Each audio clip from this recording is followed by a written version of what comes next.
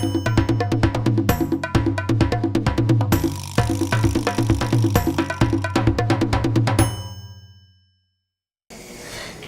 is Agile Practitioners. Yes, and we've just learned that we spent more than an hour on filming this episode, but with no mic. No mic. And we thought, we think it's gonna be rather boring, so this is a take two. Yeah. Okay, today we will tell you how we work without any project managers and why it works at XSolve. And I think we will show you some examples. Actually, some years ago we had project managers on board. They were involved in every product development. After some times we decided to adopt Scrum. And Scrum doesn't name a role of project manager. There is only development team, Scrum Master and product owner. And we decided to resign from project managers and distribute that responsibilities over the team and other roles in the process. On one hand, project management can be a very useful role and can be, for example, single point of contact for project stakeholders, which in theory makes easier for them to get information what's the status of the project. There's also a very simple scenario for responsibility, right? So if project goes wrong, then there's the project manager who didn't handle that properly, and probably we should, exchange project manager or do something with project manager because he didn't take care of the project properly. For example, project stakeholders, clients didn't always have proper information about the project progress.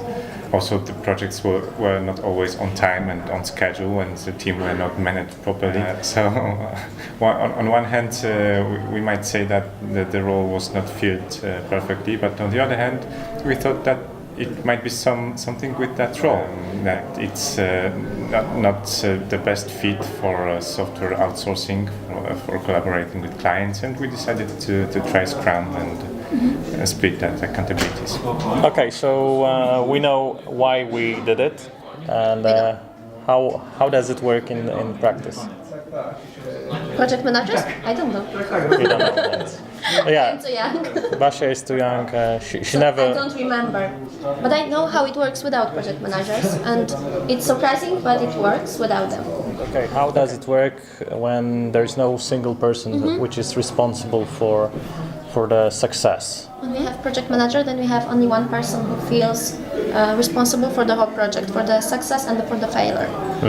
Without them, without this role, we have a team, and then whole team feels responsible for the project. So it's different approach.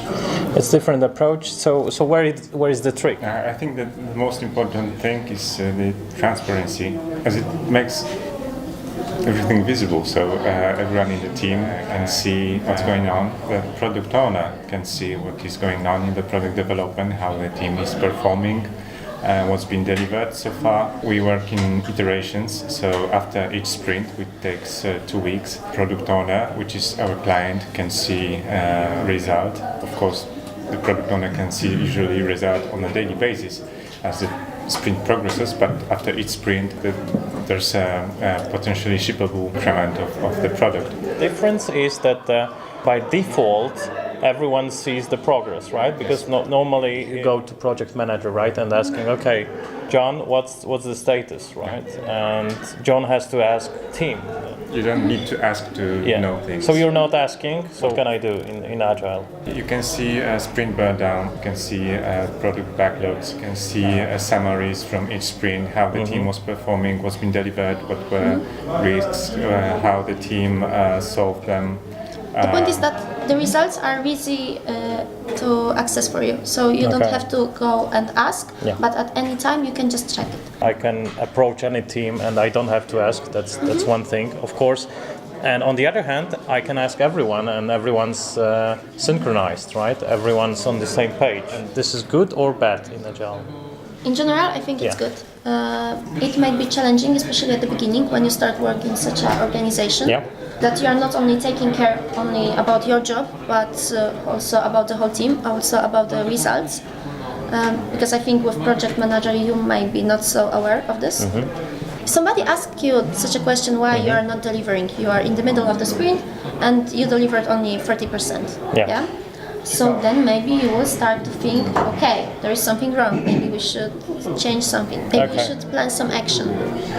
So as a team member, it makes you think, which is always good, or discuss different things. Classical scenario. The project manager is responsible for project schedule, right? So there's a project plan, there's the scope to be delivered, and anytime something changes, the project manager should update the schedule.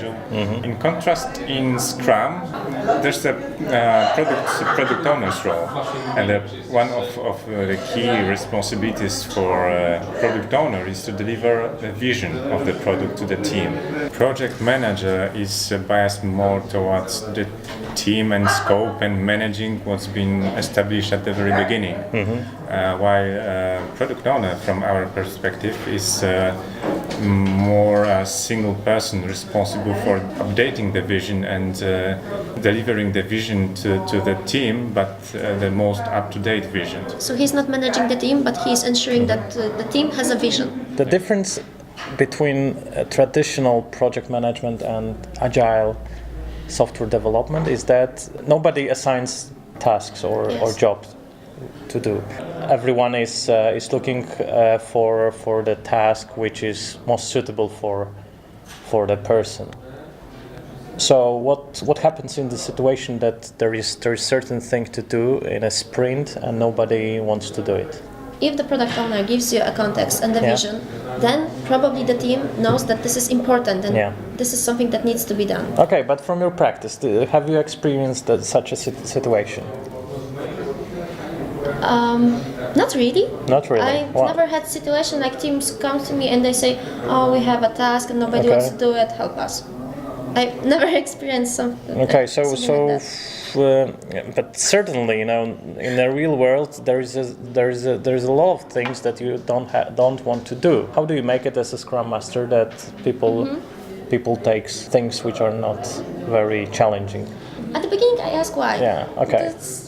Because I also need to know the context, why they don't want to take this issue, why they don't want to work on it. Maybe it's too difficult, maybe they need some details, maybe they need something to start work on this. The difference between that is that if you face a problem at this stage of planning, in Agile approach, this solves you a problem that everything is understood and nobody assigned you a job that you don't know how to do it, right, after planning. Yes, but of course, sometimes when you start work on a certain issue, then you will realize after planning that you don't have some details. But of course, we are always in touch with our product owners, so we can just ask.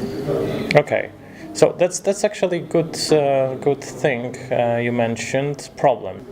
You planned your sprint, and the team is working, and there is a problem that some things are dependent. The team cannot work. So how does it work in Scrum? Normally a project manager takes this responsibility and solves the problem.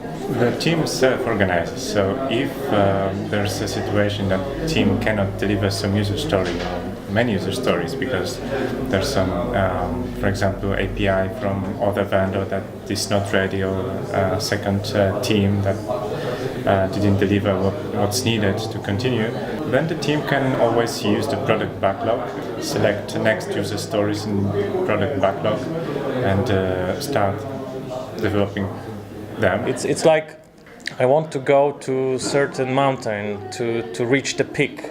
There is no project managers who says, okay, you do this, you do this, you do this. There is a group which self-organizes, right? Because everybody wants to go there. Right? Thank you for today. Remember to leave us a comment. What do you want to hear next time? And remember to subscribe. Yeah, don't spam my email. You can always, write questions in comments. Yeah, they really drive us. And thank you for all your views, guys. Yeah, thank you. Bye-bye. Bye.